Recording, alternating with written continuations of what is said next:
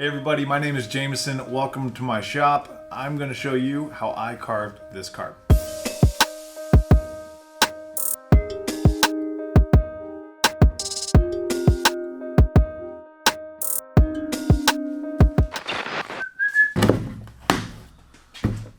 That's right, we're carving a carp. Carp are an awesome fish to target with a fly rod. If you haven't done it, I highly recommend it. These things fight insanely hard. If you have an 8-weight fly rod, they will take you into your backing. And they're a freshwater bonefish. Yeah, they look like a giant goldfish, but they're amazing. So let's jump into it. My little carp looking pretty cool. But we're about to go to a time lapse in the old GoPro. I don't exactly have a carp here handy to look at. So what I did was, I did what anyone would do. Went on to Google. And Google told me that they look like this from the front. Is that right? Sure. Let's do it.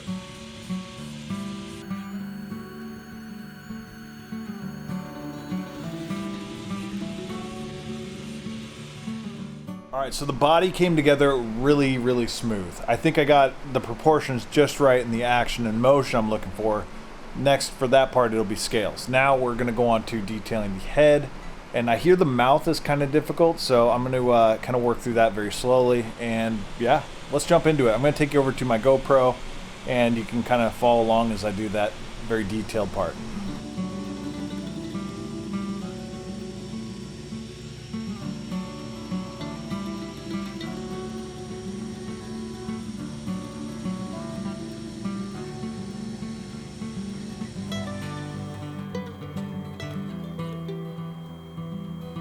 The carp is coming together really well, and each side of the head is looking nice and proportional. So this is why you want to save all of your sketches and stuff, because there's our template for our fin. That is the top fin, which will go right about there. I'm going to cut this out. Oh, and that's why you also save your offcuts from when you're actually taking this from a solid block. So now I will use that to make my fin.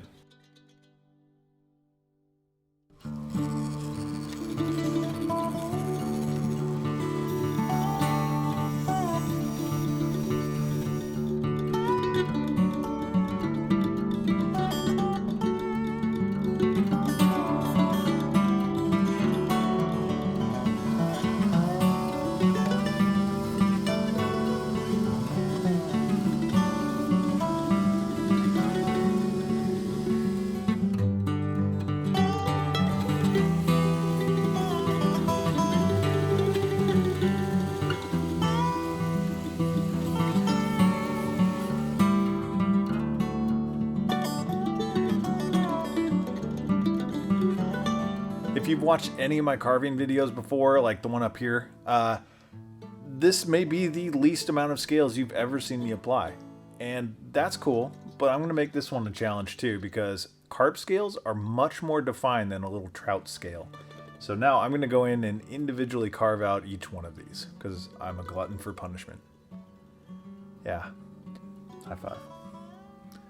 Let's keep carving.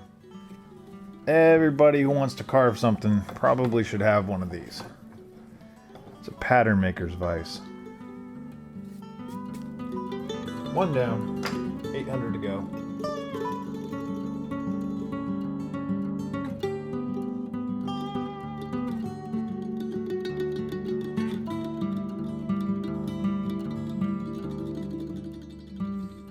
Want to know a fun fact?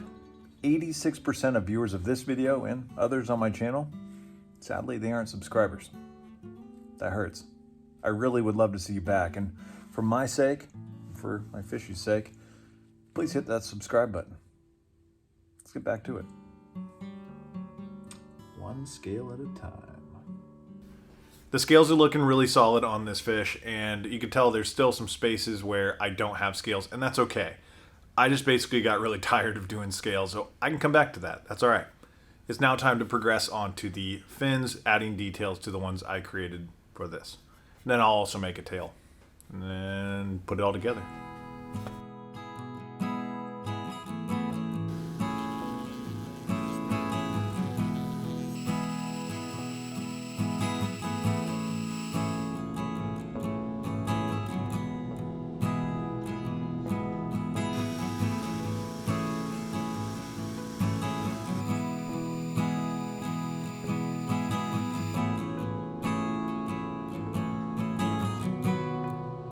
So when it comes to creating a mount of any kind, whether it's a carp or a trout or bass, it doesn't really matter.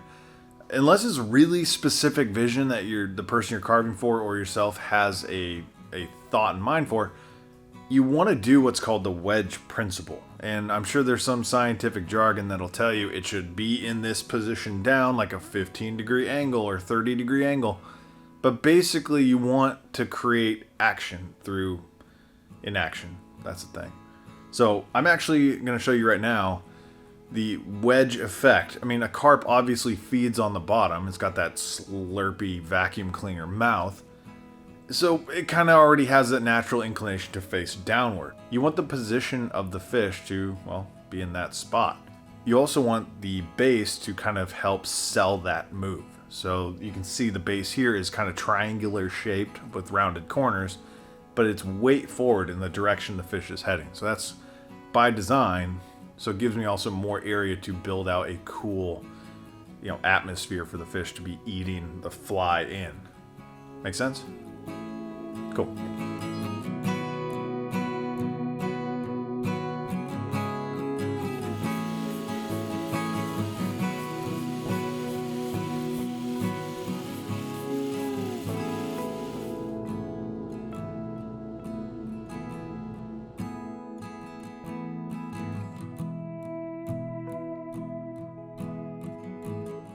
As you just saw, the fins fit really well. They're looking really good. I'm not going to put them in yet because I still have some head detailing like the mouth to do,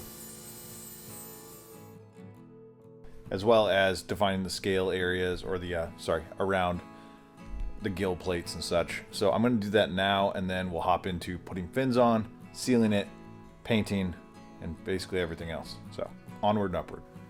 It seems like most of my day spent doing things incredibly fast. Like everything is fast, everything. And then I could step out here in the evening after my girls go to sleep, and I could spend 2 hours doing this. And my brain just kind of drifts to music or to a story or a past memory of fishing or something, and it's just peaceful, it's quiet, and it's slow. And I think that's something that a lot of people miss. And they don't even know they miss it. Is that just creating something with your hands, it slows you down in the best way possible. I think everybody needs a little slowdown. Sounds like a country song. That's my 2 cents. Maybe I'm just a guy carving scales on a fishy looking piece of wood. The next day, the seal coat is dried. Everything's looking really nice and smooth. I will do touch-up sanding in a bit, but right now I want to make some progress. It's time to put some fins on. I'm going to do that with sculpt wood right here. Check this out. You can see there. Mix those two together. You have a hard surface. It's also sandable and paintable.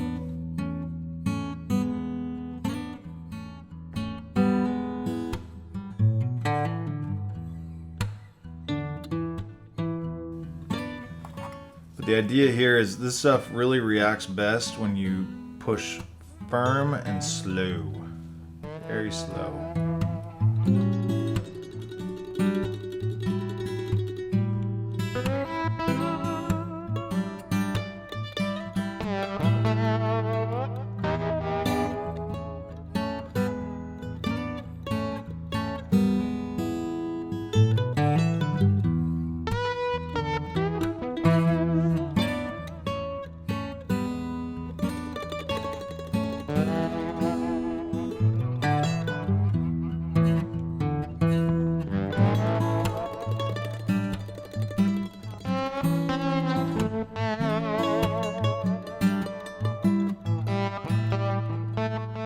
There's no other way to say it. I've been procrastinating because honestly, I have no idea how to paint a carp. I've never done it. Good luck trying to find that on Google. I'm going to jump into this and I'm going to take you along for the ride. Let's hope we don't screw it up. I'm not even going to prime this thing because realistically, that's kind of the right color-ish. So I'm just going to start. Let's go. Oh, but first, blue tape on the eyes, so don't be freaked out when you see weird blue eyes. That's not normal. If you're here for airbrushing techniques, it might be the wrong place.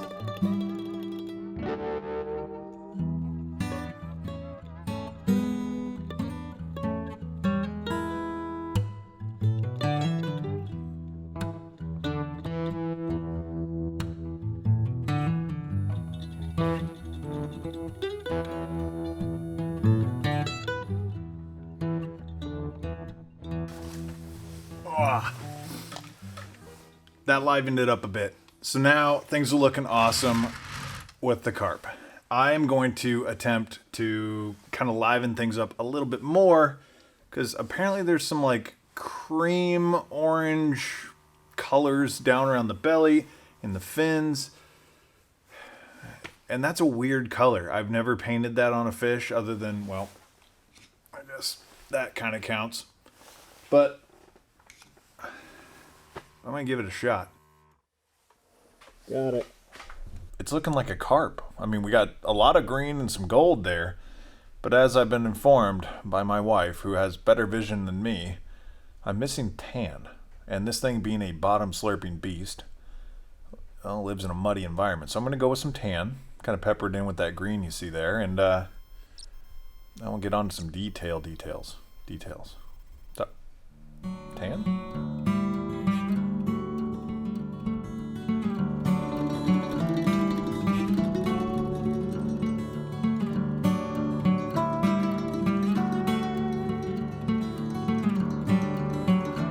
I've painted my way in circles around this thing and I think it's ready to rock and roll. So I'm going to go ahead and let this paint dry overnight, come back and slap some glossy clear coats. But first, let's get a close-up of this thing. First coat, gloss.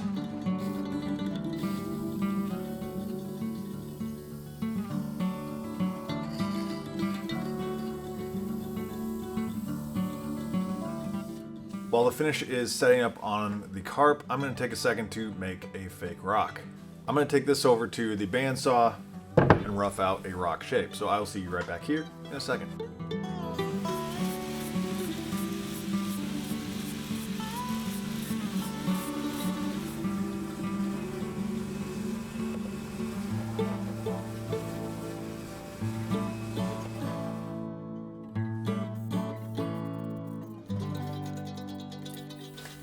The carp has 4 coats of gloss on it. I'm loving the end result here. Now it's on to taking my base plate and my rock, drilling this, mounting the carp to it, then mounting this to the base plate. Like so. Well, or so. Like that. There's the mock-up. I'm shooting for this. This hole will represent what's called a carp carrot, and that's the fly that actually was tied by the feature owner of this. I think that's going to look pretty sweet. So let's go ahead and, attach.